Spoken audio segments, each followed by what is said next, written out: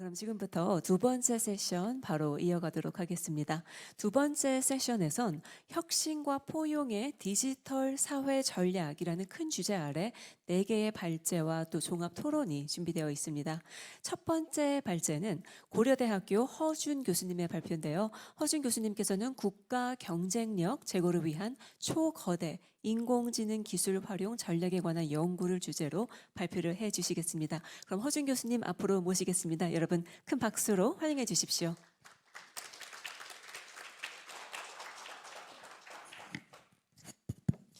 예, 안녕하십니까. 방금 소개받은 고려대학교 허준입니다. 현재 한국통신학회 수석 부회장을 맡고 있고요.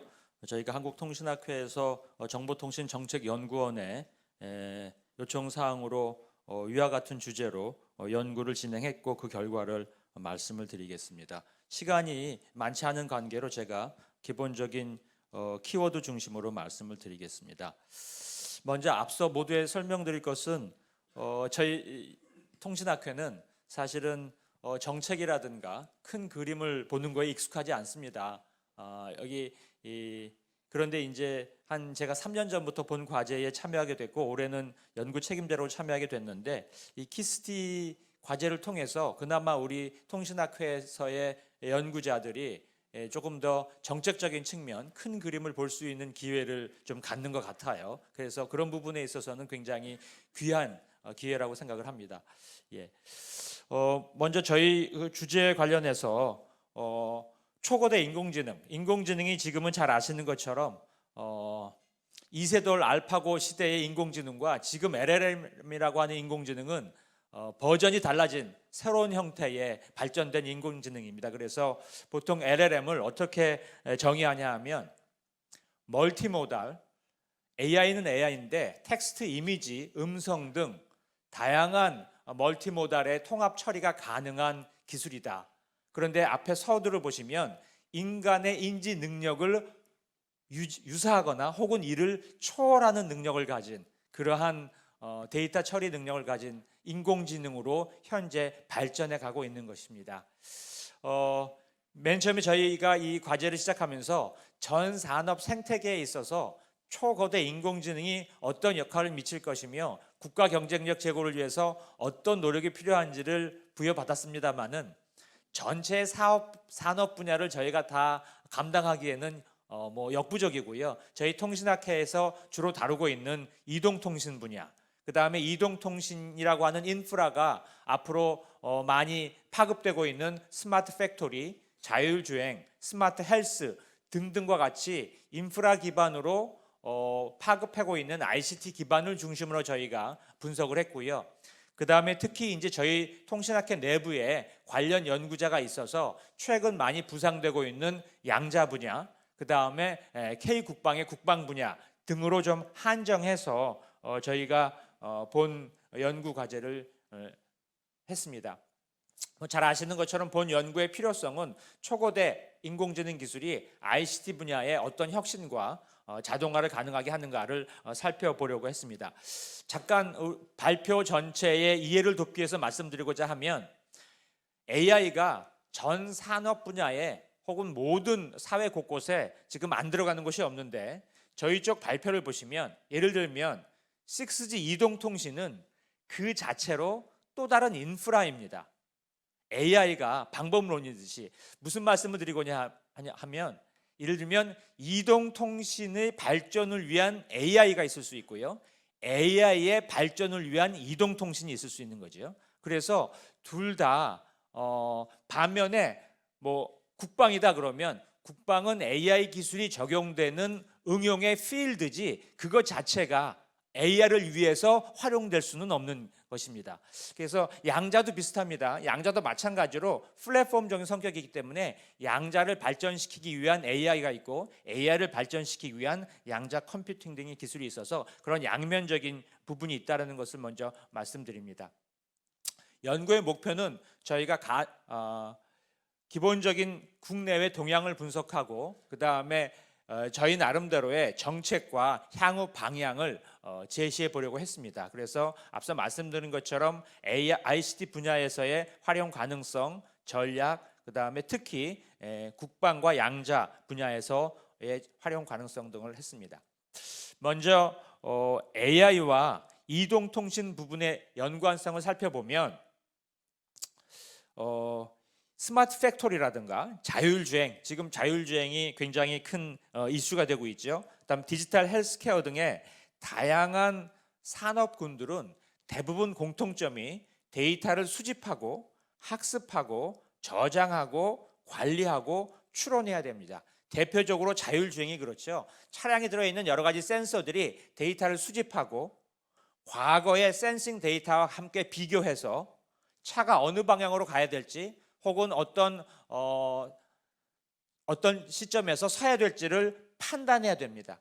그런 과정에서 이동통신이, 특히 6세대 이동통신은 어떤 특성이 있냐 하면 전반적인 엔드-투-엔드의 통신 신호 체계에 지연 시간을 아주 최소화한다라는 특성 중에 하나가 있습니다. 정보를 수집해서 판단해서 액션에 이르기까지의 시간을 최소로 하겠다는 것이지요. 6G의 여러 가지 특성 중에 그런 특성이 있는데, 이를 바탕으로 6G가 초거대 AI 기술과 결합이 되면 앞서 말씀드렸던 것처럼 데이터를 수집하고 저장 관리하고 그 다음에 추론하는 등등의 전 과정에서의 6G가 인프라 형태로 동작을 할 것입니다. 저희가 보고서에 자세하게 하고 있는데요. 지금 관련 6G와 AI를 접목하려는 시도가 미국, 유럽, 일본, 중국, 그 다음에 우리나라 등으로 분류해서 기술적으로 분류했고요.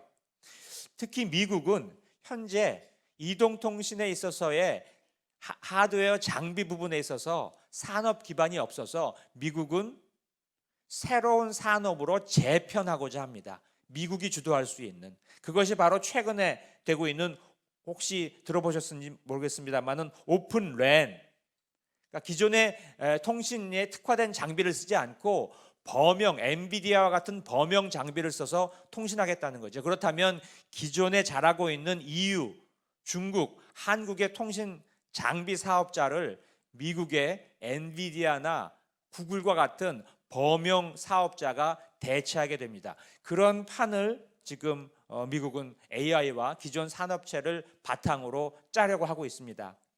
따라서 지금 미국이 관련 기업으로 보신 바와 같처럼 엔비디아, 오픈 AI, 구글과 같이 과거에는 통신 특화 사업자나 장비 사업자라고 분류되지 않았던 기업들이 이제 떠오르고 있고요. 그것의 영향을 상대적으로 받아서 유럽, 일본, 중국, 한국들이 때로는 마지못해서 때로는 주도적으로 따라가고 있는 상황입니다. 한국 보시면 기존에는 SKT, KT 등이 이동통신과 AI의 결합을 주도했다면 이제는 네이버, LG 등이 그 시장의 전면으로 나서려고 하고 있습니다.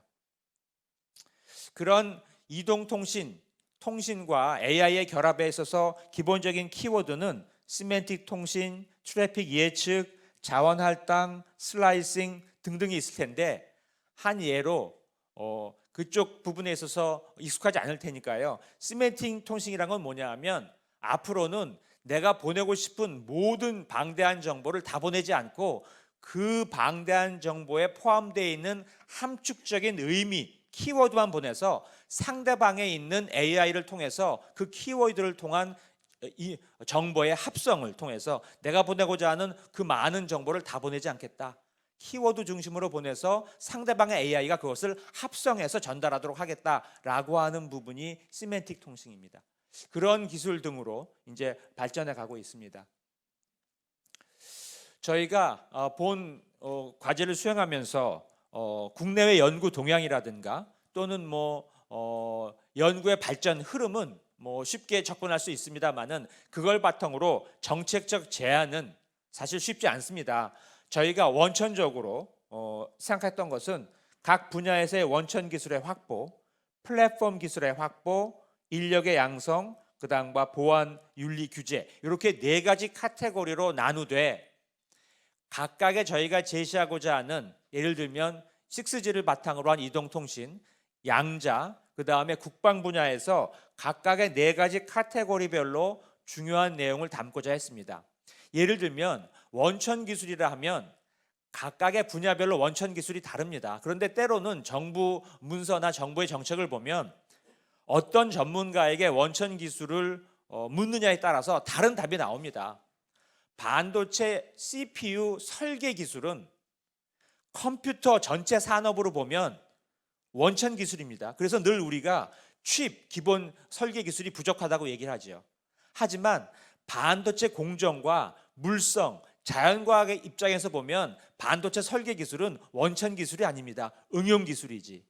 따라서 같은 기술도 어떤 분야에 따라서 원천 기술이 될 수 있고 안 될 수도 있는데, 저희가 원천 기술을 확보하겠다라고 하는 그 키워드뿐만 아니라 어떤 분야에서는 무엇이 원천 기술입니다 라고 하는 그러한 부분을 본 보고서에는 좀 자세히 다루려고 하고 했습니다.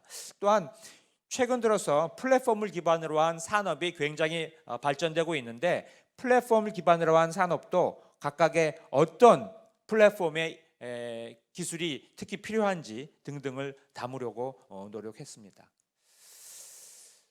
초거대 인공지능 바탕으로 한 스마트 팩토리, 그 다음에 제가 시간이 많지 않아서 바로바로 넘어가겠습니다. 스마트 시티, 그 다음에 스마트 물류 자동화, 스마트 헬스케어, 스마트 팜 등도 각각의 내용과 그 다음에 연구 동향을 저희가 정리를 했고요.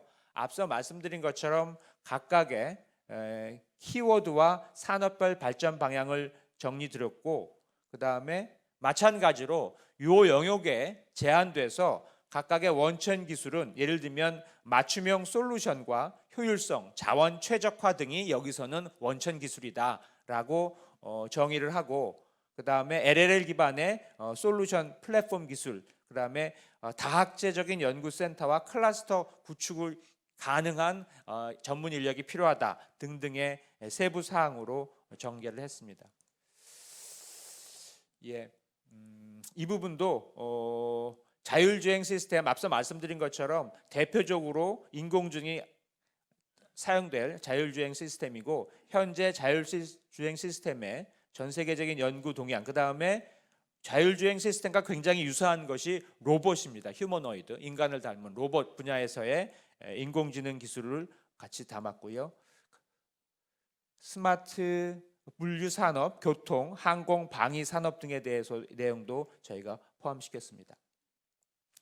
그 각각의 분야에 대해서 원천 기술과 플랫폼, 전문 인력, 특히 AI와 기존의 다른 도메인의 융합적인 기술을 함께 가지고 있는 전문 인력은 사실은 굉장히 드뭅니다. AI 자체만을 공부하기도 벅차거나 혹은 다른 도메인의 난리지를 얻기만도 벅차기 때문에 AI와 다른 도메인의 지식을 함께 갖추고 있는 인력이 굉장히 중요하다라는 부분을 저희가 정리해서 말씀을 드렸습니다.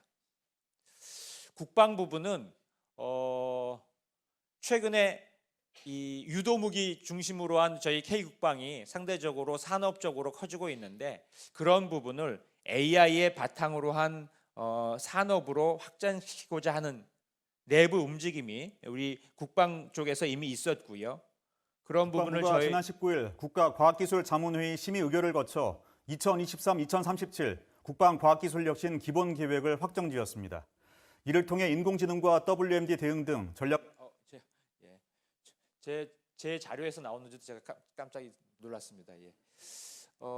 미국과 중국, 이스라엘, 영국 등에서도 지금 국방과 AI 기술을 접목하기 위한 사례가 많이 있습니다. 저희 본 보고서에 담았고요. 제가 시간 관계상 국방에서도 다른 산업 분야와 마찬가지로 AI 공통 기술과 기능병 AI 기술을 이렇게 나누고 있습니다. 그러니까 학습이라든가 신뢰, 또 확보 이런 등등은 보통의 공통적인 기술이고, 각각의 전장별로 지휘 체계라든가 임무 수행 등등의 기능병 AI 기술을 각각 분류해서 각 분야별로 어떻게 적용해야 되는지를 이미 고민하고 있고, 일부 보고서와 내용들이 나눠져 있는 상태입니다. 그래서 저희가 제안하고 있는 것은 국방에서는 군이 수요자고, 대학이라든가 기업, 연구소 등이 이제 기술의 제공자인데, 이 군과 군 연구소, 우리 기업과 대학들이 어떻게 연계를 해서 원천 기술을 개발하고 인력을 향상시켜야 되는지에 대해서 저희가 본 보고서에 담고 있습니다. 끝으로 양자 분야입니다. 양자 분야는 양자 컴퓨팅, 양자 통신, 양자 센싱 등으로 나누어서 전 세계가 치열하게 지금 발전하고 있는데 AI도 아직 어려우신데 이제 양자와 AI가 결합되고 있는 상황이 벌어지고 있어서 지금 연합학습, 강화학습, 시각지능 등이 AI 기술이 양자 기술과 같이 결합되고 있습니다. 여기서 양자 기술은 양자 센싱을 통한 정보 데이터, 그 다음에 양자 컴퓨팅을 통한 대규모 데이터의 처리 등이 되겠습니다. 그런 양자와 인공지능이 결합된 분야만으로도 상대적으로 국내의 산업 규모가 굉장히 크게 확산될 거라고 지금 예측하고 있고요. 그 다음에 역시 마찬가지로 본 보고서에서 양자와 AI가 융합 부분에 있어서도 저희가 어떠한 기술이 확보돼야 되고 어떠한 플랫폼이 확보돼야 되고 어떠한 부분의 인력이 양성이 돼야 되는지를 저희가 본 보고서에 담았습니다. 제가 벌써 15초를 초과했습니다. 제 발표 시간을. 맺은 말입니다. 저희가 6G를 바탕으로 한 이동통신, 국방, 그리고 양자 분야에 있어서 초거대 인공지능 기술이 어떻게 접목되고 있고 그 다음에 그것을 바탕으로 우리가 무엇을 고려해야만 국가 경쟁력을 향상시킬 수 있는지를 대해서 보고서에 자세히 담고 있고 아까 말씀드린 것처럼 원천 기술 전문 인력이 각 분야별로 어떤 키워드를 바탕으로 저희가 주목해야 되는지를 보고서에 담았습니다. 저희 통신학회가 이러한 앞으로의 국가 경쟁력 제고를 위해서도 다양한 활동을 통해서 보완해 나가도록 하겠습니다. 이상으로 발표 마치겠습니다. 감사합니다. 네, 국가 경쟁력 제고를 위한 초거대 인공지능 기술 활용 전략에 관한 연구를 주제로 고려대학교 허준 교수님께서 두 번째 세션의 첫 번째 발표 들려주셨습니다. 인상 깊은 발표 감사드립니다. 여러분 다시 한번 뜨거운 박수 부탁드립니다. 네, 이어서 두 번째 발표를 청해 듣겠습니다. 이번에는 건국대학교 황용석 교수님의 발표가 있겠습니다. 황용석 교수님께서는 디지털 전환기 포용적 성장을 위한 사회 안전망 강화 방안에 관한 연구를 주제로 발표해 주시겠습니다. 이미 나와 계신데요. 여러분 큰 박수로 환영해 주십시오. 네, 안녕하세요. 소개받은 건국대 황용석입니다. 저는 정보통신 정책 학회 연구진을 대표해서 발표를 준비를 했고요. 현재 부회장을 맡고 있습니다. 시간이 저한테 주어진 게 15분인데 저희 슬라이드 내용이 많아서 상당 부분은 좀 뛰어넘기도 하고 중요한 키워드 중심으로 말씀을 드리도록 하겠습니다. 저희 그 제목에 나오는 것처럼 저희가 다루고 있는 건 디지털 대전환이라는 새로운 기술적 환경이 있고 그 다음에 포용이라고 하는 약자를 포섭하기도 하고 또 동반해서 성장하는 이 포용의 개념과 그 포용에 대한 체계를 잘 갖추어서 우리가 안전한 디지털 대전환 사회를 이룬다. 이것이 이제 저희 과업의 가장 중요한 이제 키워드들의 연결이라고 말씀드릴 수 있겠습니다. 대략의 목표는 목차는 참고해 주시고요.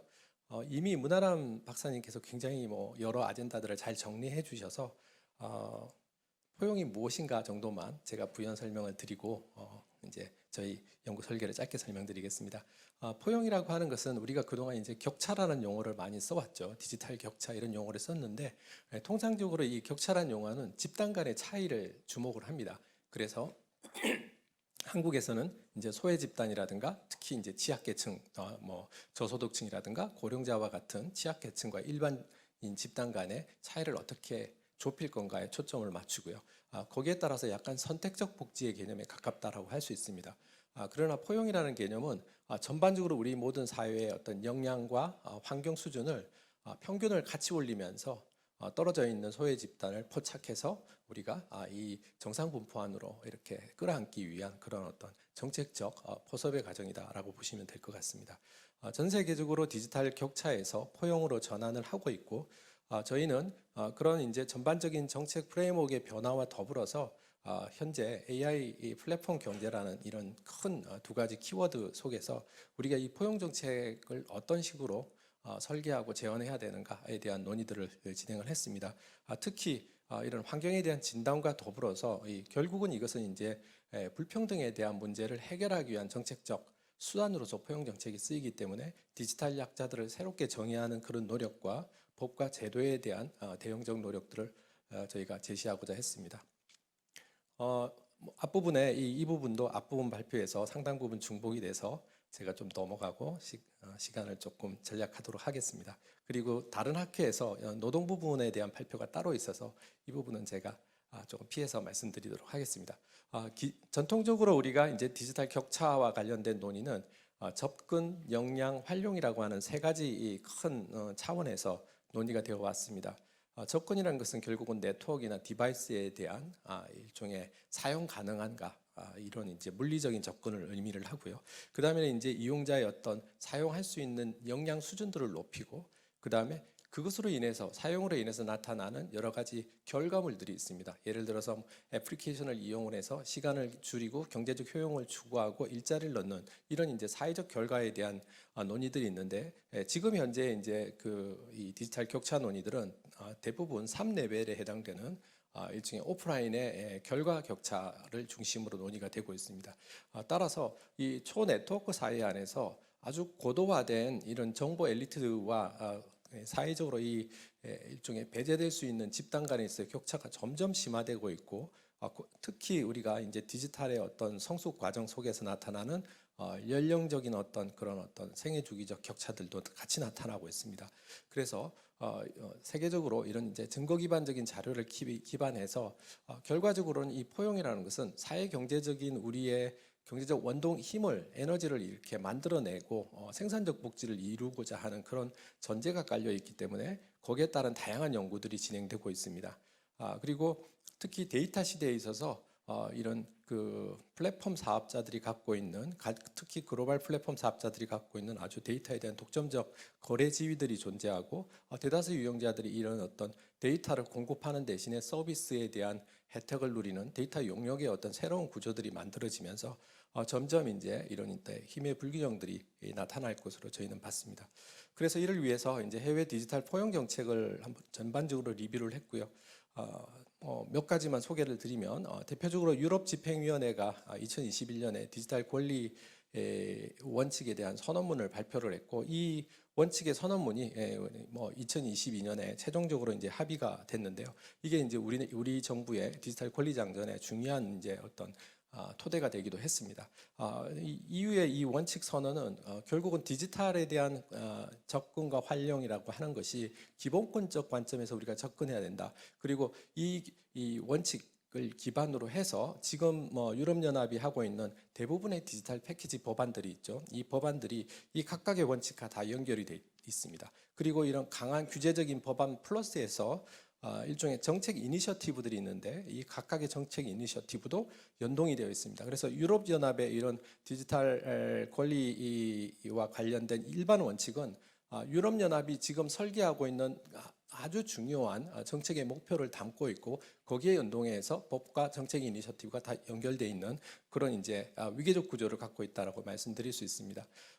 다양한 이제 포용 관련된 정책들에 주목을 하는데 특히 유럽은 유럽 시민들이 아시아나 또는 이제 미국 시민들에 비해서 상대적으로 디지털 역량이 낮다라는 것을 지각하기 시작했고 2006년 리가 선언 이후에 본격적으로 디지털 포용 정책을 해서 많은 그 복지 비용들을 디지털 생산을 통해서 줄이고 삶의 만족도를 높이겠다 이런 목표들을 잡았습니다. 그러면서 계속해서 중요한 이제 정책 이니셔티브를 발표하고 있는데 대표적으로 2030 디지털 나침판 전략, 그다음에 디지털 발전 전략 이런 것들을 통해서 디지털 전환이나 포용이나 책임, 지속 가능성 이 키워드를 계속 가져갑니다. 다시 말씀드리면 유럽의 디지털 전략 정책에서 포용이라고 하는 것은 이런 성장과 발전에 대한 굉장히 중요한 보조제고 안전망으로서 하나의 패키지로 반드시 들어가는 중요한 정책이라는 말씀을 드리고 싶습니다. 따라서 영국 역시도 이제 그 유럽연합 회원국에서 나갔지만 이제 유럽에서 가장 이제 포용에 관심이 많은 영연방 국가들의 어떤 핵심 축입니다. 그래서 연결, 그다음에 이제 저렴하게 비용 내에서 쓸 수 있는 것, 다양한 어떤 도달 가능성, 디지털 리터러시 등등의 프레임워크들을 굉장히 많이 만들고 있고요. 호주의 경우에는 디지털 포용과 관련되는 다양한 이니셔티브를 통해서 포용 지수를 직접 만들어서 이렇게 쓰고 있습니다. 그래서 매년 디지털 포용 지수를 발표를 하고 있습니다. 앞서 말씀드린 디지털 나침반 전략 역시도 결국은 우리 시민들이 디지털 역량을 변화하는 기술에 맞춰서 갖출 수 있도록 하는 교육에 많은 투자를 하고 있고, 그다음에 저가로 접근할 수 있는 다양한 인프라 구조를 만드는데 초점이 맞춰져서 이걸 기반으로 해서 계속해서 이제 하위 영역들을 설정하고 많은 재정들을 투입하고 있습니다. 그래서 지금 보시는 것처럼 상세한 내용들은 저희 보고서를 참조를 해주시고요. 앞서 말씀드린 디지털 포용 지수는 우리나라의 정보격차 실태조사가 있고 그 실태조사를 기반으로 해서 정보격차 지수를 발표를 하고 있습니다. 근데 이제 이 지수는 우리나라 일반인 평균 점수와 소외계층, 고령층이라든가 저소득층, 농어촌 주민 등과 같은 소외계층의 점수값을 상대적으로 비교하는 100점 만점에 대비해서 비교 점수를 뽑는다면 이 호주의 포용 지수 같은 경우는 이제 전 국민의 평균적인 점수들 원점수를 그대로 써서 멀티 인덱스를 만들었습니다. 그래서 우리 정부도 지금 이제 디지털 포용 지수를 만들기 위한 이제 노력을 진행하고 있는 걸로 알고 있습니다. 이 네트워크 준비성 지수는 WEF에서 매년 발표합니다. 그래서 국가 간에 있어서의 격차나 이런 차이를 확인하기 위한 기술, 인력, 거버넌스, 영향력 등 해서 국제적인 국가 간 불균형과 불평등을 찾기 위한 그런 지수들입니다. 이렇게 다양하게 포용이라는 이름 하에서 다양한 이제 증거 기반적인 정책 노력들이 진행이 되고 있습니다. 한국의 경우에도 이 포용과 관련해서는 포용적 성장이라는 개념을 아주 일찌감치 이제 제시를 해왔고 거기에 대한 다양한 진단이 이 프레임워크로 제시된 바 있습니다.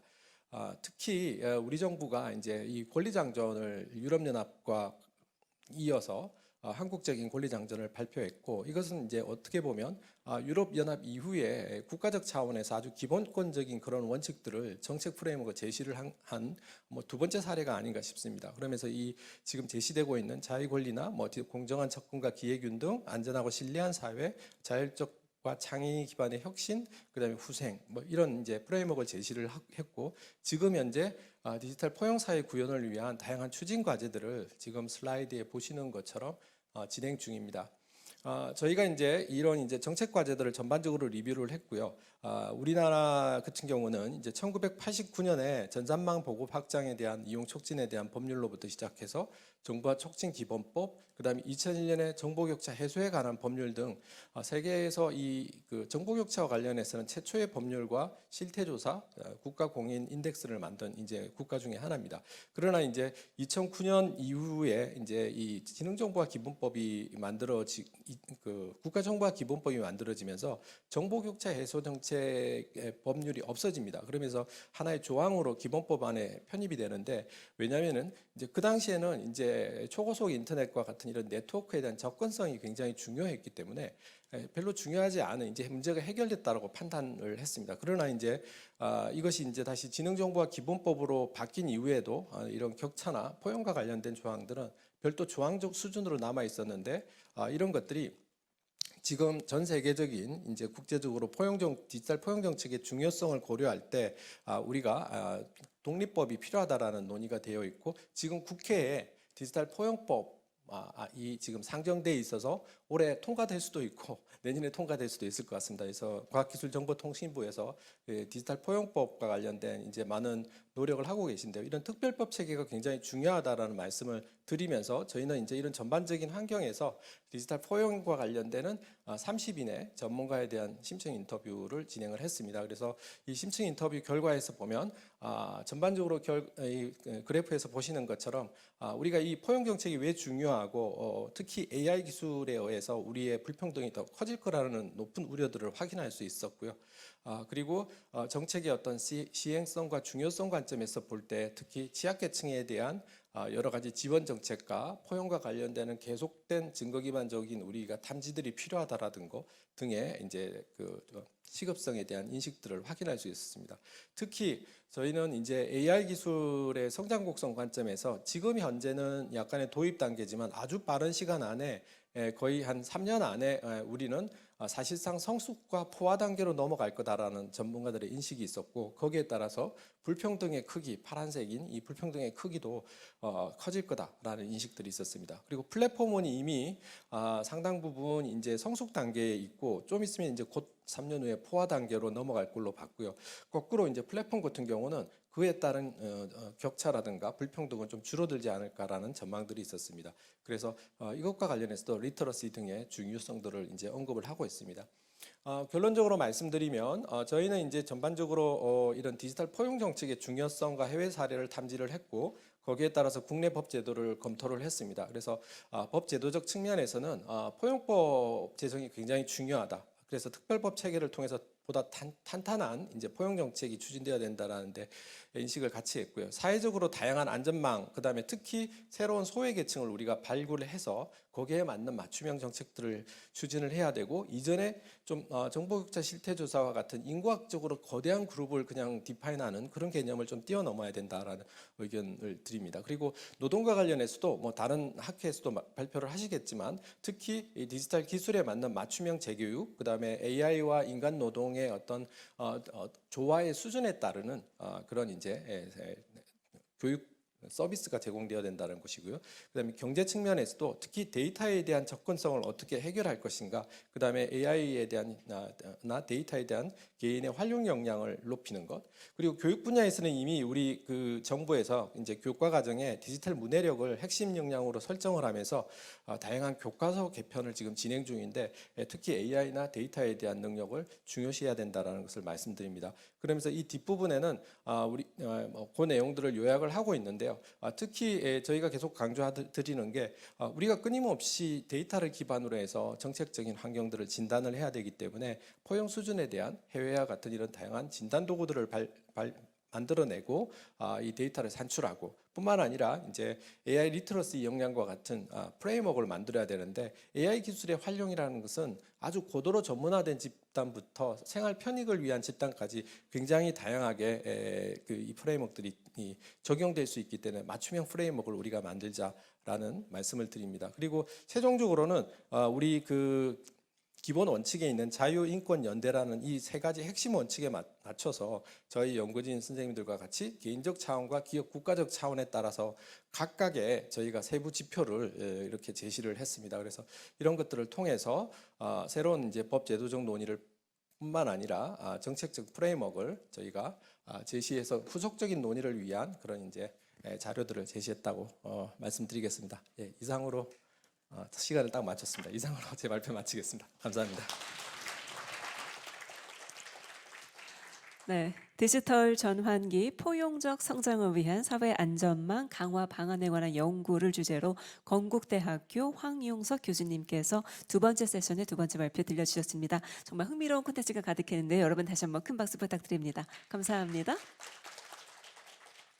네, 이어서 세 번째 발제 들어보겠습니다. 이번에는 건국대학교 이향수 교수님께서 디지털 시민성 함양을 위한 교육 지원 방안을 주제로 발표해 주시겠습니다. 여러분 큰 박수로 환영해 주십시오. 네, 안녕하세요. 건국대학교 이향수 교수입니다. 제가 15분에 16분이 됐네요. 예, 30분까지는 마치도록 하겠습니다. 아까 저희 발표 전에 문아람 연구위원님께서 이제 저희 전반적인 연구를 쭉 짚어주셨는데 어떻게 보면은 9개의 학회에서 연구한 내용들이 이렇게 다 연계가 되어 있다라고 이야기를 할 수가 있습니다.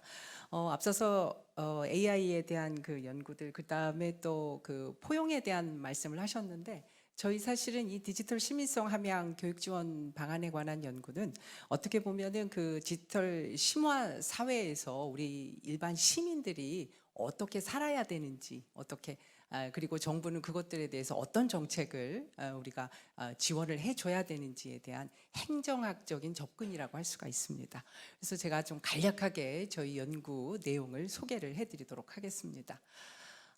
우선 이 연구를 시작하게 된 배경은요.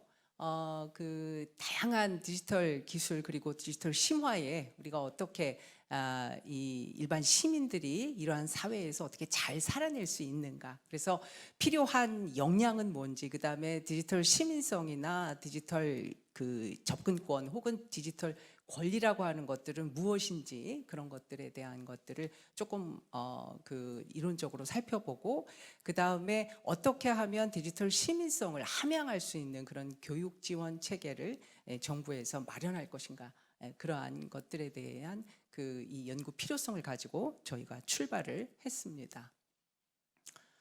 잘 아시겠지만 그 2023년도에 그 이 과기정통부에서 디지털 권리 장전을 발표를 합니다. 그래서 대단히 그 다양한 어떤 그 디지털 미래 비전을 제시를 하고 있습니다.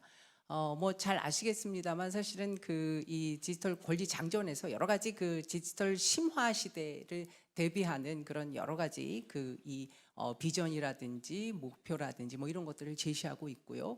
그래서 저희도 어떻게 보면 디지털 권리 장전과 연계해서 과연 그 디지털 시민성 을 우리가 어떻게 함양할 것인가 이런 것들을 살펴보고자 했습니다. 그래서 우선적으로 이제 여러 가지 그 사실은 기존의 디지털 시민성에 대한 연구들이 굉장히 많이 진행이 되어 왔습니다. 그래서 저희가 그런 것들을 좀 그동안의 연구들을 좀 정리를 해서 저희들 나름대로 디지털 시민성을 좀 정리를 해봤고요. 정의를 하고 그 다음에 그 해외 사례를 살펴봤습니다. 과연 다른 나라에서는 어떻게 하고 있나, 디지털 시민성 함양을 위한 교육 지원 체계 어떻게 가져가고 있나 그런 것들을 좀 살펴보고요. 그 다음에 한국의 우리 그 정책 동향이나 이런 것들을 살펴봤고, 그리고 전문가들을 대상으로 한 그 서베이를 진행을 했습니다. 그래서 그 결론 부분에서 이제 이런 것들을 바탕으로 저희가 정책 제언을 하기에 이릅니다. 자, 시민성 관련된 것들은 사실은 그 굉장히 다양하게 정의가 되어져 왔습니다. 뭐 그 해외 문헌도 그렇고 뭐 미국이나 영국 여러 그 국가에서 다양한 그 정의법, 그 다음에 우리나라에서도 뭐 교육부라든지 여가부라든지 과기정통부라든지 굉장히 다양한 그 디지털 시민성에 관한 논의들이 있어 왔습니다. 굉장히 다양한 하위 요소들을 포함하고 있다라고 하는 걸 여러분들을 보실 수가 있습니다. 그래서 뭐 그 크게 카테고리로 나누면 존중, 교육, 보호 이렇게 나뉘게 되고, 에티켓이라든지 접근에 대한 거, 법률, 의사소통, 리터러시 뭐 굉장히 다양한 분야를 포괄하고 있는 개념이다라고 이렇게 이야기를 할 수가 있습니다. 저 경기도 교육연구원의 사례인데요. 여기도 보면은 디지털 시민성을 인지, 행동, 정의 뭐 이러한 그 카테고리로 그 구분해서 다양한 그 하위의 또 개념으로 이렇게 포괄하고 있습니다. 디지털 시민성이 그 사실은 굉장히 요구되는 시대에 살고 있죠. 뭐 저희가 최근에 들어서서 뭐 페이크 뉴스, 그다음에 그 딥페이크나 여러 가지 그러한 역기능들을 경험하면서 그야말로 정말 디지털 시민성을 우리가 어떻게 함양할지에 대한 굉장히 다양한 논의들이 있어 왔습니다. 그래서 뭐 생성형 AI에 대한 여러 가지 우려들이라든지 뭐 이런 것들을 통해서 우리가 디지털 시민성을 함양하는 것이 굉장히 중요한 국가적인 어젠다라고 하는 것들을 저희가 이번 연구를 통해서 이제 그 도출해 낼 수가 있었고요. 자, 그다음에 이제 해외 그 동향에 대해서도 간략하게 좀 말씀드리겠습니다. 뭐 미국, 영국 저희가 굉장히 한 7개 국가의 사례들을 살펴봤는데요. 이들 국가의 특징들을 보니까요. 국가 추진 체계가 있는 그 나라들이 있고요. 그리고 통합 교육 프로그램이 있는 국가가 있습니다. 그러니까 그 연방정부 차원, 그 중앙정부 차원에서 어떤 그 추진 체계를 가지고 있으면서 통합적인 교육 프로그램을 가지고 있는 국가들이 바로 대표적으로 영국, 그리고 에스토니아 이런 국가들이었고요. 그 추진 체계를 조금 분산적으로 이렇게 가지고 있는 국가, 대표적인 국가가 바로 미국입니다. 그리고 통합 교육 프로그램이나 이런 것들도 없이 굉장히 좀 자유스럽게 이렇게 운영하고 있는 국가들이 이제 미국, 뭐 이렇게 핀란드 뭐 이런 국가들이 해당한다라고 할 수가 있습니다. 자, 그래서 이제 저희가 뭐 다양한 국가들의 사례들을 살펴보았고요. 이런 것들은 그 여러분들이 그 저 오늘 핸드아웃을 좀 참조하시면 되겠고요. 그래서 이제 저희가 그 주요 사례를 분석해서 보니까 굉장히 다양한 그런 추진 체계를 가지고 있고, 통합 그 프로그램의 내용들도 보면 국가별로 조금 상이한 그런 내용들을 교육하고 있었다라고 하는 걸 알 수가 있습니다. 뭐 그 에스토니아 같은 경우에는 사실은 디지털 접근권, 그 다음에 디지털 역량, 리터러시를 굉장히 강조하는 국가라고 할 수가 있고요. 미국 같은 경우에는 그 디지털 윤리를 굉장히 강조하는 국가다라고 이렇게 이해를 할 수가 있습니다. 그래서 저희가 해외 사례 유형화를 조금 그 시도를 해봤는데요. 정책 추진 체계가 있느냐, 정부 주도형이냐, 혹은 미국처럼 민간 주도냐, 그 다음에 국가 그 교육 과정의 도입 방식이 통일형이냐 혹은 지역마다 좀 다르냐, 그리고 교육 내용의 중점은 뭐 기술 중심이냐 안전 중심이냐 리터러시냐, 이런 것들을 조금 살펴봤고요. 정책 접근 방식이나 프로그램 특성이나 그리고 법적 기반, 그리고 디지털 시민성의 어떤 개념, 광의로 가져가느냐, 협의를 가져가느냐, 그리고 대상 연령층은 그 이 저 라이프 사이클 전 그 이 연령을 다 포괄 하고 있는지 혹은 학령기 중심인지 뭐 이런 것들을 저희가 구분해서 살펴봤습니다. 그래서 그 해외 사례의 어떤 그 이 저희가 결론을 보면 한국의 어떤 교육 체계 그리고 우리나라의 어떤 사회 문화적인 특성을 반영해서 저희 나름대로의 어떤 교육 지원 체계를 가져가야 되지 않을까, 이런 그 결론을 도출했습니다. 한국 사례도 간략하게 제가 소개를 해드리도록 하겠습니다. 그동안 굉장히 많은 그 고민과 노력을 했습니다. 그래서 그 인공지능 국가 전략부터 뭐 시작해서 굉장히 다양한 그 이 디지털 포용 추진 정책이라든지 전략이라든지, 그 다음에 2022년도에 디지털 인재 양성 추진 방안이라든지 이런 다양한 그 이 정책들을 갖다가 추진을 했었고요. 그 다음에 디지털 시민성이나 시민권 관련해서도 굉장히 많은 그 연구를 진행을 했었습니다. 그리고 많은 중앙정부 차원에서의 어떤 규범도 수립을 해왔습니다. 특히 그 오늘 이 컨퍼런스를 그 추진하고 이게 지금 주관하고 계신 이 키스티 같은 경우에 굉장히 많은 그 이 공헌을 했다라고 할 수가 있습니다. 그래서 방통위하고 같이 협업도 하셨고, 그리고 과기정통부하고 국가 인공지능 윤리 기준이라든지 이런 것들도 다 그 키스티에서 어떤 그런 규범 수립에 굉장히 많은 공헌을 했다라고 이렇게 이야기를 할 수가 있습니다. 그 부처별로도 사실은 디지털 시민성 관련해 가지고 뭐 기반에 관한 것, 법 제도에 관한 것들 굉장히 많은 고민과 그동안에 그 논의를 해왔다라고 이렇게 이야기를 할 수가 있고요. 그래서 저희가 이제 한국의 정책 동향을 살펴보고 난 후에 이 정책적 시사점을 몇 가지 도출을 했는데요. 첫 번째가요, 디지털 시민성에 대한 다양한 그 영역들, 뭐 리터러시라든지 역기능, 윤리라든지 뭐 이런 것들을 사실 한 부처에서 이렇게 담당하기에는 굉장히 좀 영역이 넓어서 이거를 지금 현재처럼 좀 분산하는 것도 굉장히 적절하겠다라는 그런 그 이 논의를 했고요. 그 다음에 두 번째는 지금 이제 굉장히 다양한 부처에서 이 디지털 시민성이나 시민권에 대한 여러 가지 교육들을 진행하고 있다 보니까 굉장히 그 내용의 중복성이 관찰이 됩니다. 그래서 이런 것들을 우리가 어떻게 조금 중복적인 내용들을 어떻게 보면 조금 이렇게 정리를 하는 것이 필요하겠다라는 생각이 들었고요. 그 다음에 다른 그 일부 국가처럼 전 생애 주기를 고려해서 이 교육과정 설계가 필요하다. 지금 학령기 위주, 그 다음에 어떤 특정 연령 위주로 지금 교육 지원이 되고 있는데, 그런 것들은 전 세계 주기를, 그리고 한 가지 더 추가적으로 말씀드리면 의무 교육에 대한 것들도 우리가 조금 고민을 해야 될 시점이 아닌가라는 그런 말씀을 좀 드리겠습니다. 자, 전문가 델파이 조사도 간략하게 좀 말씀드리겠습니다. 저희가 한 20분 넘게 그 전문가 분들에게 여러 가지 의견을 여쭤봤는데요. 요 디지털 권리 장전의 기본적인 틀 하에서 저희가 이 정책적 방향이나 이런 것들에 대해서 전문가 자문을 구했습니다. 그래서 그 전문가에 대한 델파이를 저희가 한 그 2차 2번에 걸쳐서 이제 조사를 했고요. 그래서 자유와 권리 보장에 대해서 영역에서 뭐 디지털 표현의 자유와 책임에 대한 교육을 강화해야 된다라든지, 공정한 접근과 기회의 균등에 대한 교육, 그리고 안전과 신뢰의 확보를 위해서 그 이 디지털 위험 관리에 대한 교육, 이런 것들이 필요하다라는 말씀을 들었고요. 그다음에 디지털 혁신 분야에 대해서도 디지털 윤리 교육에 대한 강화, 뭐 이런 필요성에 대해서, 그리고 인류 후생 증진 차원에서는 이제 디지털 격차 해소를 위해서 글로벌한 그런 협업 굉장히 중요하다라는 그런 말씀들을 전해 들었습니다.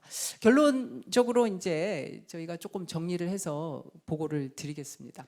디지털 시민성 함양을 위한 교육 지원 체계 방안 연구를 저희가 이번 연도에 6개월 정도 한국행정학회에 있는 연구진들과 추진하면서 굉장히 중요하다, 이 부분이 지금 시민성 함양에 대한 교육이 굉장히 시급한 어젠다라는 결론을 내렸습니다.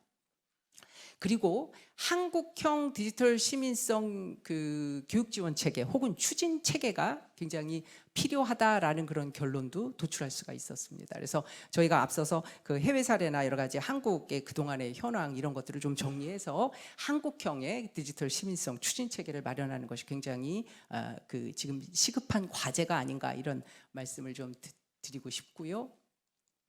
그래서 저희가 이제 정책 아젠다를 3가지 정도 추출을 했습니다. 첫 번째는 디지털 시민성 함양을 위한 범정부 추진체계 마련 및 종합계획의 수립입니다. 현재 각 부처별로 그리고 각 기관별로 혹은 특정 지자체별로 이런 그 디지털 시민성 함양을 위한 교육 방안이라든지 추진 체계를 가지고 있는데 이것이 정부 차원에서 필요하다라는 그런 결론을 죄송합니다. 저희가 연구진에서 그 도출을 했습니다.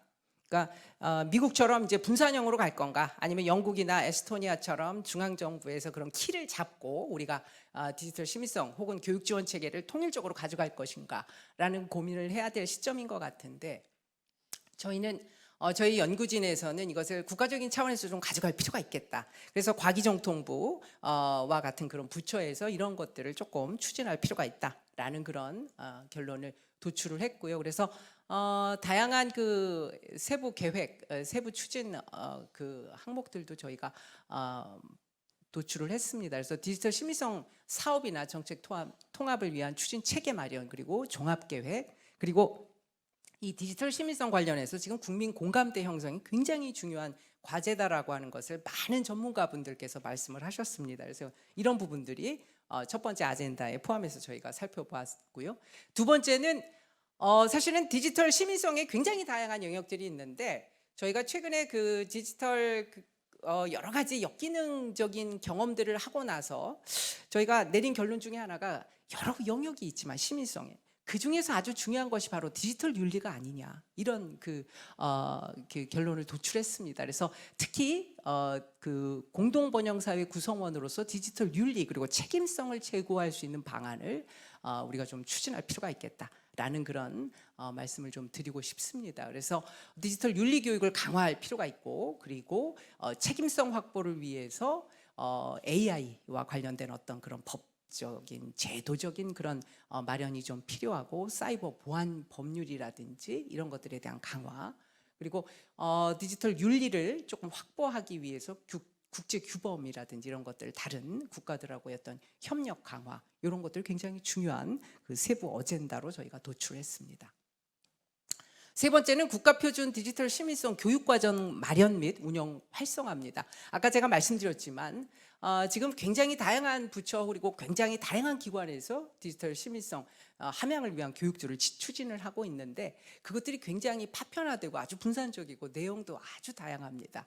이것들을 한번 전반적으로 들여다볼 필요가 있고, 그리고 저희가 연구진이 특히 좀 강조해서 말씀드리고 싶은 건, 이 교육 체계가 좀 생애 주기별로, 전 세계 주기별로 좀 이루어졌으면 좋겠다. 그리고 의무화하는 것에 대해서도 좀 저희가 고민할 필요가 있겠다라는 그런 말씀을 좀 드리고 싶습니다. 그래서 이 시민성 교육과정 마련이나 운영 활성화에 대한 그 세부 어젠다, 그 다음에 맞춤형 교육에 대한 것, 그리고 디지털 시민성 함양에 대한 일반 시민들의 관심이 높지 않습니다. 그래서 일반 시민들이 어떻게 하면 이 디지털 시민성 그리고 디지털 시민사회, 그리고 아까 그 공동 번영사회라고 말씀을 하셨는 이런 것들에 대해서 관심을 가지고 우리가 어떻게 유인할 것인가, 이런 것들에 대한 그 정책 과제도 저희가 조금 제언을 좀 드리고자 합니다. 그 디지털 시민성 함양에 대한 그 지원, 그 교육 지원 체계를 저희가 연구하면서 또다시 그 굉장히 중요한 그런 어젠다를 저희 행정학회에 이렇게 부여해 주셔서 저희가 아주 즐겁게 연구를 했고요. 그리고 이 연구가 저희 그 학회뿐만 아니라 저희 뭐 그 사회 구성원들에게 조금 이렇게 확산되고, 그래서 이러한 그 디지털 시민성에 대한 것들이 조금 많이 회자되고 논의되었으면 하는 바람으로 이렇게 발표를 마치겠습니다. 감사합니다. 네, 디지털 시민성 함양을 위한 교육 지원 방안을 주제로 건국대학교 이향수 교수님께서 저희 두 번째 세션의 세 번째 발표 들려주셨습니다. 깊이 있는 발표 감사드립니다. 여러분 다시 한번 큰 박수 부탁드립니다. 고맙습니다. 네, 이어 두 번째 세션의 마지막 발표 들어보겠습니다. 이번에는 정보통신정책연구원 문정욱 실장님께서 벌써 나와 계시네요. 주제는요, 공공영역 AI 디지털 전환을 위한 도전과 과제 AI 준비도를 중심으로 발표를 해주시겠습니다. 여러분 큰 박수로 환영해 주십시오.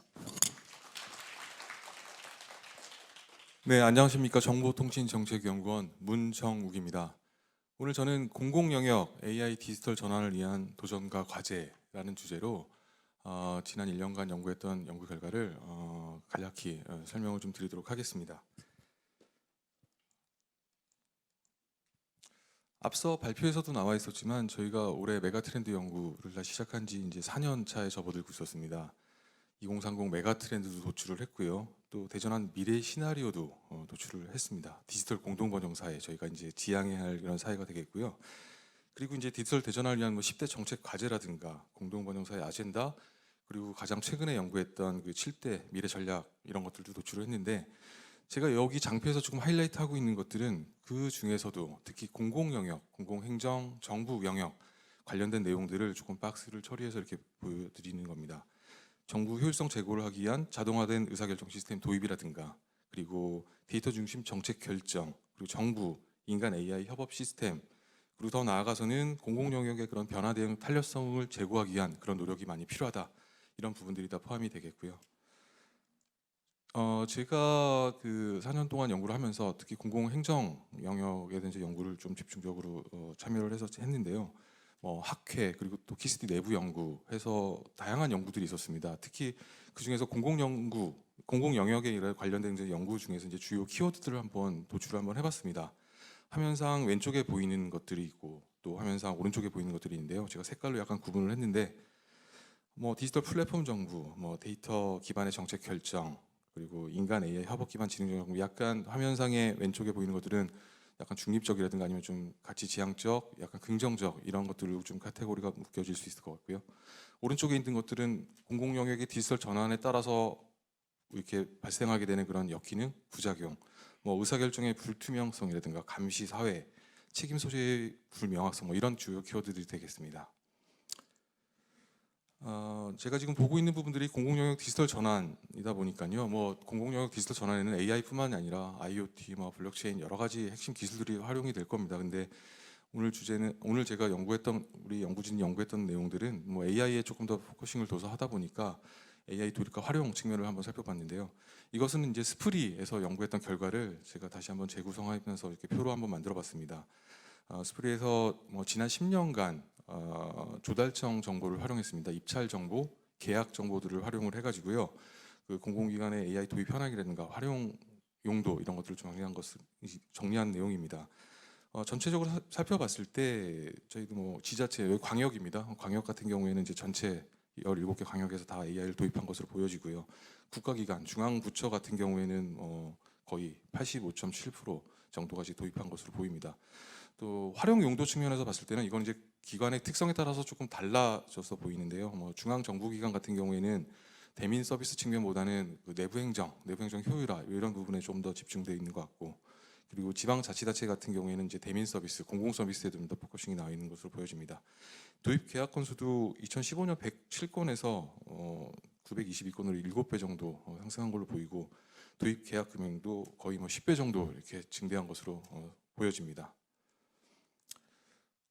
저는 저희 연구진이랑 같이 연구를 시작하면서 이런 문제의식을 좀 가졌습니다. 그럼 과연 우리나라 공공영역 디지털 전환이 어느 수준에 좀 나와 있을까? 전체적인 글로벌 지표라든가 이런 것들을 토대로 해서 우리나라가 지금 현재 이 공공영역 디지털 전환이 어느 정도 위치에 있는지를 한번 살펴보고 분명히 잘 하고 있는 부분이 있을 것 같고 또 상대적으로 좀 미흡한 부분이 있을 것 같다. 그런 지점을 찾아서 잘 하고 있는 부분은 더 잘할 수 있는 체계, 그리고 좀 미흡한 부분은 좀 보완하거나 개선하는 그런 정책적 시사점을 한번 도출해 보자라는 차원에서 연구를 시작하게 됐고요. 문헌 사례 연구, 그리고 정부 그 AI 준비도와 정부의 그런 주요 역량들을 이렇게 매주하는 그런 지표들을 토대로 해서 그런 간 관계를 조금 더 집중적으로 살펴보고자 했습니다. 그리고 마지막으로 이제 전문가 의견 조사를 토대로 해서 정책 제언안을 조금 만들어 보았습니다. 일단 첫 번째, 정부 AI 준비도 수준에 따라서 행정, 정치, 경제 등 주요 정부 역량 지표에 어떤 차이가 있는지를 좀 살펴보고자 했습니다. 일단 분석 연도는 저희 데이터를 모으는 좀 한계 이런 것들이 좀 있어서 2020년부터 2020년까지 3개년에 걸친 연도 대상이 되겠고요. 분석 대상은 일단 OECD 회원국이 되겠습니다. 일단 정부 AI 준비도 또는 AI 준비 지수라고도 이렇게 표현하기도 하는데요. 일단 옥스퍼드 인사이트에서 해마다 발표를 합니다. 2017년에 OECD 대상 국가로 해서 처음으로 발표를 했고요. 작년이 이제 가장 최근의 조사인데 193개 대상을 이제 전 세계 국가로 넓혔죠. 공공 서비스의 전달에 있어서 AI를 활용하기 위한 그런 정부의 준비 수준을 측정하는 게 이제 가장 큰 목적이 되겠습니다. 총 3개 필러로 영역이 구분이 됩니다. 정부, 그리고 기술, 그리고 데이터 인프라 이렇게 좀 나눠져 있고요. 그 필러 안에는 세부 지표로 비전부터 인적 자본, 인프라 등의 10개의 그런 세부 지표가 포함이 되어 있습니다. 이거는 이제 그 지난 2020년부터 2023년까지 데이터를 조금 분석을 해서 우리나라가 지금 어느 정도 수준, 어느 정도 위치에 있는지를 보고 있는 건데요. 상당 부분 각 종합 점수도 그렇고 각 세부 지표별로도 그렇고 상당 부분 다른 국가 대비 우위 수준에 있습니다. 하지만 기술 부분은 상대적으로 점수가 좀 낮은 그 수준에 있다, 이런 걸 좀 살펴볼 수 있습니다. 그리고 주요 정부 부분 역량 지표가 되겠습니다. 물론 그 정부 부분의 그런 역량에서는 이것 말고도 다양한 지표들이 있습니다. 그런데 저희가 올해 시도했던 거는 어느 정도 좀 약간 탐색적 연구 이런 좀 취지를 좀 가지고 있기 때문에 모든 정부 역량 지표를 다 살펴보기는 어려웠고요. 그 중에서 행정, 정치, 경제 파트로 조금 구분을 해서 행정 부분에서는 부패 통제, 그리고 법의 지배, 투명성 이런 지표를 좀 살펴보았고요. 또 정치 영역에서는 정치 참여, 그리고 중앙 정부에 대한 신뢰, 그리고 이제 경제 측면에서는 이제 경제 불평등과 AI 준비도와의 그런 관계를 살펴보고자 했습니다. 일단 첫 번째 분석인데요. OECD 회원국을 대상으로 해서 AI 준비도 간에 이제 국가 간 차이가 있는지 이런 것들을 좀 살펴보았습니다. 무슨 얘기냐면 전체 38개 국가가 있겠죠. OECD 회원국. 그 중에서 AI 준비도 점수를 매겨서 상위 10개국을 그룹하고요. 그리고 하위 10개국을 그룹했습니다. 그 각각에 나눠져 있던 그 그룹들이 아까 방금 말씀드렸던 그 주요 정부 역량 지표별로 어떤 차이가 있는지를 살펴보고자 한 분석이었습니다. 대부분 다 통계적으로 유의미한 차이를 보였고요. 그 중에서 특히 부패 인식이라든가 투명성입니다. 그리고 부패 통제 요 지표 관련해서 더욱더 큰 차이를 보인다는 것을 알 수 있었습니다. 이것들은 이제 조금 더 세부 지표별로 분석을 한 표인데요. 시간 관계상 이것들은 장표로 대신을 하고 나중에 기회가 있으면 다시 한번 설명드리도록 하겠습니다. 다음으로 했었던 것들은 이제 연도별로 연도가 지남에 따라서 그 상위 국가, 하위 국가 AI 준비도 관련해서 그 국가 간의 그 정경량 지표 간의 그런 어떤 차이가 있는지, 차이가 어떤 추세로 지금 되고 있는지를 좀 살펴본 거였습니다. 전체 분석을 다 했고 특히 그 중에서 거버넌스와 윤리, 인적 자본 측면에서 그 상위 국가와 하위 국가 간의 차이가 증대, 확대되는 것을 알 수 있었습니다. 특히 거버넌스와 윤리 측면에서는 아까 말씀드렸던 부패 인식이라든가 그다음 부패 통제, 그리고 법의 지배, 그리고 정치적 참여 부분에서 차이가 점점점 늘어나고 있다는 걸 알 수 있었고요. 인적 자본 측면에서도 정치 참여 이 부분에서는 점점 차이가 증대하더라 볼 수 있습니다. 이렇게 질문할 수 있을 것 같습니다. 그 차이가 무엇을 의미하는 거냐? 물론 정답은 있지는 않습니다만 적어도 저희가 이제 탐색적으로 봤을 때는 그래도 그 상위 국가, 준비를 잘하고 있는 국가, 그렇지 않은 국가들 간에 이런 주요 역량 지표에서 차이가 난다는 것은 충분히 그 AI 준비도 이 준비 수준이 이런 정부 역량과 어느 정도 관계, 긍정적 영향 이런 것들이 있을 개연성은 충분히 있지 않을까라는 측면에서 분석을 실시를 하였습니다. 다음으로는 AI 준비도와 그 주요 정부 역량 지표 간의 그런 관계를 살펴보고자 했습니다. 분석 연도는 2020년, 22년에 동일하고요. 대상은 OECD 국가에서 범위를 확대하여 전 세계 국가 193개 국가가 되겠습니다. 저희가 아까 말씀드렸듯이 상당히 풍부한 이론적 논의를 통해서 이걸 모델링한 건 아니고 기존에 있는 활용할 수 있는 그런 데이터, 지표 이런 것들을 중심으로 이렇게 모델링을 좀 하다 보니까 일정 부분 더 상당 부분 한계가 있다는 점 좀 말씀을 드리고요. 화면에 보이는 것처럼 여기 이제 분석이 지금 3개가 들어갑니다. AI 준비도가 독립표수로 총합 점수를 넣은 경우에, 그리고 그 아까 말씀드린 필라 3가지 부분을 종합 점수로 해서 넣었던 그런 분석, 그리고 마지막이 그 세부 지표별 10개의 지표를 다시 구분을 해서 각각의 점수를 넣어서 분석을 했던 그런 측면이 되겠습니다. 통제 변수로는 각 국가의 민주주의 수준이라든가 교육 수준, 그리고 고령화 인구 비율, 그리고 OECD 국가인지 아닌지 더미, 그리고 전체의 그런 경제 수준 이런 것들을 다 포함을 했습니다. 다음은 뭐 정치 경제 관련된 이제 분석 내용이고요. 이거는 하나의 장표로 설명드릴 수 있을 것 같습니다. 특히 정부의 그 AI 준비 수준은 다양한 그 정부 역량 지표에 영향을 미치고 있었는데, 그 중에서도 특히 부패 통제, 법의 지배, 투명성, 정책 참여와 긍정적 정의 영향을 보이는 것으로 살펴볼 수 있었습니다. 특히 그 중에서도 정부 부분에 있어서의 그런 세부 지표인 디지털 역량이라든가 적응 가능성 이런 것들이 관계가 높은 것으로 나타났고요. 또 기술 부분에 있어서는 뭐 혁신 역량, 그리고 이제 데이터 인프라 부분에서는 인프라가 좀 관련이 있는 것으로 보여집니다. 뭐 분석을 하나, 두 개, 세 개 이렇게 종합적으로 했을 때 저희가 조금 결과를 좀 정리를 해보면 상대적으로 중요성이 높다고 생각하는 게 뭐 6개 지표로 좀 구분을 해볼 수 있을 것 같습니다. 거버넌스 윤리, 그리고 뭐 적응 가능성, 인프라 등등이 될 것 같은데요. 특히 민간의 그런 혁신 역량을 제고한다거나 또 AI 거버넌스 그리고 구축하고 또 윤리성을 확보하는 그런 측면, 그리고 이제 이런 디지털 변화, 전환에 있어서의 그런 정부 변화에 대한 그런 적응성 이런 것들을 높이기 위한 정책적 고려가 우선적으로 필요하다라는 생각이 있고요. 그렇다고 해서 뭐 나머지 그 10개 지표들 중에 이 6개만 중요하다 이런 의미는 아니고 전반적인 균형적인 관리가 필요하나 그 중에서도 일단 우선 그런 6개 지표에 좀 더 주목할 필요가 있다 이렇게 말씀을 드리고 싶습니다. 이건 각 세부 지표별로 좀 구분을 해서 본 건데요. 일단 거버넌스 윤리는 측면에서 세부 지표를 살펴보면 2021년에 이후로 조금 하향하는 그런 추세를 좀 보이고 있습니다. 다들 잘 알고 계시다시피 아시다시피 그 거버넌스 윤리 관련해서는 우리나라뿐만 아니라 글로벌에서도 상당히 심층적 논의가 진행이 되고 있습니다. 그 AI의 그런 혜택을 공정하게 분배하고 또 이런 AI의 그런 잠재적 위험에 대응할 수 있는 그런 방안에 대한 모색이 필요한 시점인데요. AI 기본법이 아마 지금 과방위를 통과했고 법사위와 본회의를 이제 남겨두고 있는 것 같습니다. 그게 최종적으로 통과가 된다면 어느 정도 이런 부분은 개선 보완이 되지 않을까 생각을 하고요. 약간 생각해야 될 부분이 혁신 역량 이 부분입니다. 점수가 상당히 낮아지고 순위도 낮아지고 있는 이런 부분들인데요. 이 혁신 역량의 또 세부 지표들을 좀 보면은 여기들은 뭐 정부의 R&D 지원이라든가 아니면 그 국가가 보유하고 있는 유니콘 기업의 수 이런 것들이 다 포함이 됩니다. 상대적으로 지금 우리가 다른 국가에 비해서 이게 좀 낮을 수 있다라는 건데요. 반대로 그러면 정책적인 고려를 한다면 혁신 생태계 조성하는 스타트업들, 중소기업들 다 참여할 수 있는 그런 방안들을 모색하는 게 더 중요할 것 같고요. 더 나아가서 조금 더 효율적인 R&D 지원 방안 이런 것들을 고민해 볼 수 있을 것 같습니다. 디지털 역량, 인적 자본, 인프라의 그 추세이고요. 특히 이제 인적 자본 같은 경우에는 2023년에 급속한 상승세를 보이고 있긴 합니다. 지속적으로 공무원 디지털 역량 강화라든가 또 AI 전문 인력 양성 이런 부분에 주력을 할 필요가 있을 것 같고요.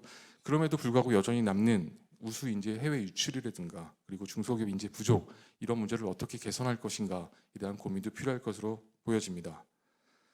AI 준비도에 대한 전문가 조사를 실시를 하였습니다. 그 10개의 그 세부 지표를 리스트업을 하고요. 지표에 대한 설명을 구체적으로 한 다음에 그럼 우리나라 상황에서 비추어 봤을 때 개선 시급성이 필요한 지표들 그리고 현재 정부의 대응 수준을 가지고 물어봤습니다.